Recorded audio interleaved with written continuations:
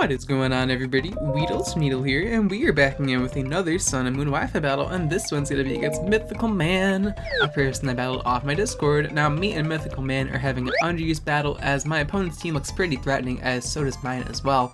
We both have Scizor, or he has Scizor, I have Latias, because it is not an underused battle unless you see one or the other in the battle, because did you guys know that both Scizor and Latias have a combined usage of over 60%, so you literally have a higher chance of seeing them than you have a chance of not seeing them, which is kind of sad actually, considering you have over 500 usable Pokemon in the underused tier. I mean, obviously there's like 300 of them that are fodder, but like, come on now.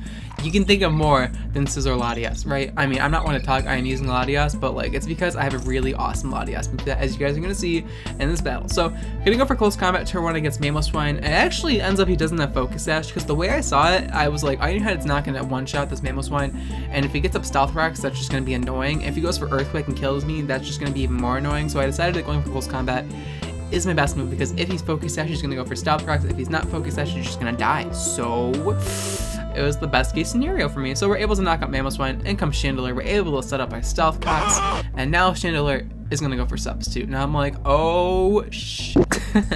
My idea here was to just let my Cobalion die as my Stealth Rocks and scout out the Chandelure moveset, but he ends up being a sub Chandelure with presumptively Calm Mind. I could be wrong, he could be sub 3 attack or sub Pain Split. I'm gonna go straight for Iron Head here onto the Chandelure, hoping it breaks the sub, because it actually has a chance of not breaking the sub. I believe the roll is like 21 to 27%, so it's in his favor, but thankfully Carl Weezer does not play around. We're able to break the Chandelure sub, and down goes the Cobalion to the Flamethrower. So the worst case scenario there would have been Chandelure kills me and still has its substitute up, and it gets pretty much another free kill, because my Fire Ghost resistance does not exist on this team, which is quite an issue, and my opponent does quickly recognize that, as I literally have no Ghost resistance on my team, so it's not looking so good for your boy. Now in comes Tentacruel on my Mienshao, probably to Rapid Spin away the Stealth Rocks I just set up. I decided to go for Stone Edge because I'm not messing around with this freaking Chandelure. I could have went for Knockoff, but for some reason I thought it was Z move Chandelure, even though I saw leftovers like 3 times already, so that was kind of questionable, but whatever. I'm going to switch out my Mienshao here, expecting Rapid Spin. I'm going to bring in low-key aids, as I do have the opportunity to set up my dual screens, because that's what Klefki is used for on my team. And it has Spikes and Thunder Wave. It has no offensive moves, so if it gets taunted, it's literally useless, but it's pretty much like every Klefki anyway, so not really that big of a deal. Most Klefkis carry like Fairy or Steel coverage, but like mine doesn't. I just have dual screens. So I'm going to go for a light screen here, expecting Rapid Spin or him to switch out. I don't really know how my opponent plays at this point, so I don't want to make any too aggressive moves, as my opponent just goes for Rapid Spin, just to remove the Stealth Rocks. Finally, I thought that he would do it the previous turn, but I guess he didn't have a reason to, even though he has Chandelure, who literally solos my team. So getting rid of those Stealth Rocks, especially since my Cobalion stud, should be his highest priority, as he does do it now. Now he's going to pull a Hard Switch into his Scizor, because Tentacruel is pretty much a sitting duck against Klefki and vice versa. He could try and Skull Burn me, but he's going to give me like free spikes and dual screens, so it's not really in his favor to do so. Now I'm actually going to pull a Hard Switch, not wanting to give the Scizor a free sword stance, so I'm going to bring in my Salazzle here. If he goes for U-turn, that's also fine, but he actually ends up going for the Z move, the fighting Z move, so it looks like it is all out pummeling. If not, it might be some other Z move that I don't know of, but it appears to be all out pummeling. So Scizor is going to go for the all out pummeling, and I was like, this is probably going to hurt, but I do have Reflect Up, and I do resist all out pummeling, so it should be able to tank this with at least, Red Health or something. But Salazzle snacks that up like it was nothing, like, yum, give me. So we live with over half HP, which is phenomenal for me.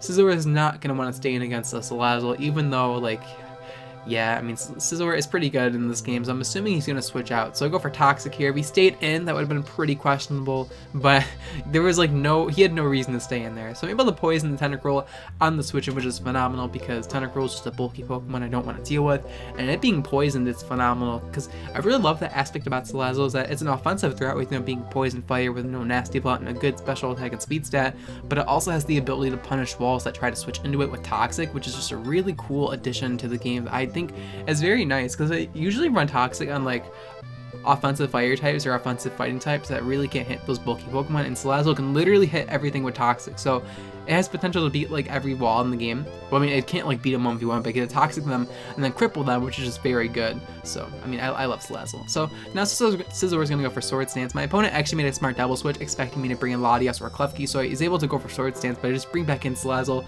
I know I can take a +2 Blow Punch because of Reflect, so not too concerned about it. I know Scizor is not Life Orb either because of the Z move, so that's very good to know. Now in comes Chandelure. I go for Fire Blast. I could have predicted that switch, but I decided to go for Fire Blast because I thought my opponent would want to go for the bullet punch damage, even though I was confident that would not have knocked me out. So going for Toxic was probably the better play, but I just want to make the safe move because I still have no idea how my opponent wants to play. He did make a quite aggressive double switch earlier on, but I don't know if that was actually an aggressive double switch or like what. But yeah, I'm going to lose my Scizor here to a Shadow Ball, except I don't because of light screen. I kind of forgot I had light screen set up, to be honest. I thought I was totally dead there. And I was very satisfied with just getting the Toxic off on the Chandelure, which means it can't really substitute unless it wants to waste its health bar. But we're able to live Shadow Ball thanks to our light screen, and now I'm able to go for Sludge Bomb just to do some chip damage. As you do a pretty decent chunk actually, considering he resists my Sludge Bomb.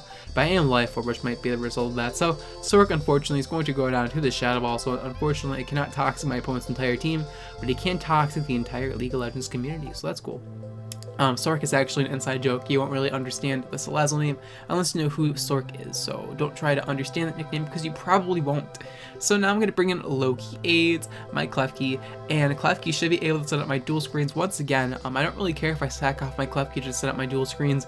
My opponent probably really wants to knock out this Klefki because he does have both Hydreigon and Mega Sceptile, both which struggle to knock out the Klefki unless it carries like Earthquake or like Fire Blast respectively. So Flame Blower was not able to knock me out thanks to the light screen as anticipated because Chandelure doesn't have Life Orb or Choice Specs or anything, so I was confident I could live the attack there. And now I actually decided to just go for Reflect because, like I said, like dual screens is just pretty good in this battle because just dual screens are good in general. Like people are like Aurora, but then I'm like dual screens though.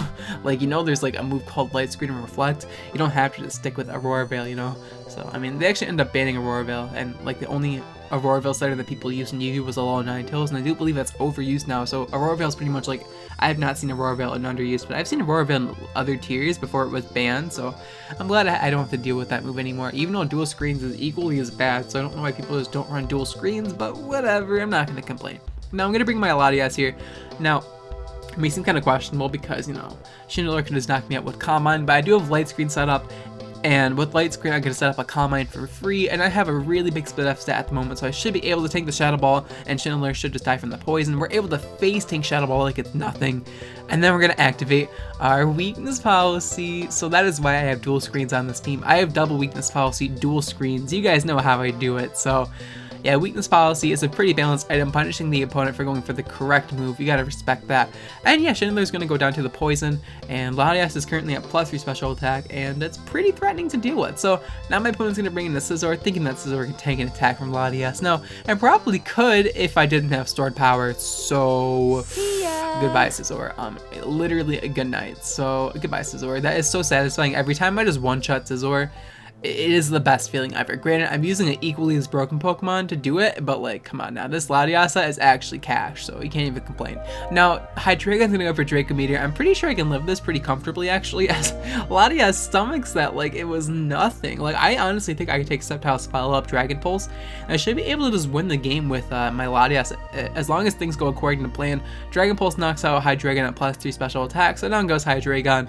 My opponent has Mega Sceptile left, I do believe, and Tentacruel, both which that Latias should theoretically beat as long as things go my way, of course. So now Mega Sceptile gonna Mega Evolve, not too surprising. No reason to use regular Sceptile in underuse because it's just not that good, unless you're me, of course, who just likes using random stuff in the tier that it doesn't belong in. Though in this battle I did quite the opposite, actually.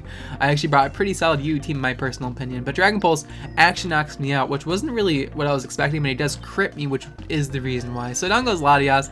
Not really a big deal. I was hoping I could have won the game with the balanced Latias, just to show how Latias is a balanced Pokemon in the underused tier, but instead, after bringing my new meta, my Metagross, is he actually reveals to be Hidden Power Fire. That's fine, because Hidden Power Fire is going to bounce off my body, and I'm going to get my second weakness policy. Like I mentioned earlier, weakness policy is a balanced move, punishing your opponent for going for the correct move to hit you. Definitely a balanced item and just a healthy aspect about Pokemon.com. So, I'm going to go for the agility here because I can outspeed him the following turn and just knock him out with a Meteor Mash. So, yeah, down goes the Sceptile to the Metagross, and all my opponent has left is the Tentacruel, and I do have Earthquake to hit that thing super effectively, so it is going to be a good game. So Definitely a perfect battle that showcases how weakness policy is a fair and balanced item that literally I won the game just because of weakness policy. Like, my opponent had a good lead pretty much the entire game until I got the toxic off, I guess. Then the battle was kind of even, but once I got weakness policy, the battle just snowballed in my favor. And that was all thanks to dual screens plus weakness policy. So definitely a fair and balanced playstyle, 100%. And if your opponent does not see weakness policy coming as well, it's like, what do you even do against it? Like, you just get a free sword stance and nasty plot for free, and it's just like, wow, like, pretty balanced item, am I right? But yeah, I hope you guys did enjoy this Wi-Fi battle, as it was a pretty fun battle. If you guys enjoyed the Wi-Fi battle and want to support my channel, please be sure to leave a like on the video, as it helps out the channel a lot more than you think it does, and it's honestly much appreciated. And yeah, the question of the day is going to be, which Pokemon from the underused tier do you believe should be banned to the borderline tier? Let me know in the comments down below what your thoughts are on this topic. Now, me personally, I think Mega Gardevoir should be banned if it wasn't already banned. Besides that, I honestly just don't like Scizor and Latias being in the underused tier. It's honestly a personal opinion. I don't think they're broken, but when you see them on over 60% of teams, and you literally have no reason not to use them in every team, that shows that they're slightly broken. And then I've had comments that like, why do you use eject button plus Magneton in every underused battle? It's not like you're gonna face Scizor in every underused battle. You're funny. You are so funny. No, you face Scizor every game. Literally every game. Like, give me 3 underused battles I've posted in the past 3 months that haven't had Scizor on it, I'll give in. But literally every battle, Scizor. Every battle, so please. Stop it. Get some help. Scizor is not broken. It can easily be defeated, but God bless you. When it's that over-centralizing where I can confidently bring the same strategy to every battle knowing I'm going to face Scizor, you know it's pretty good.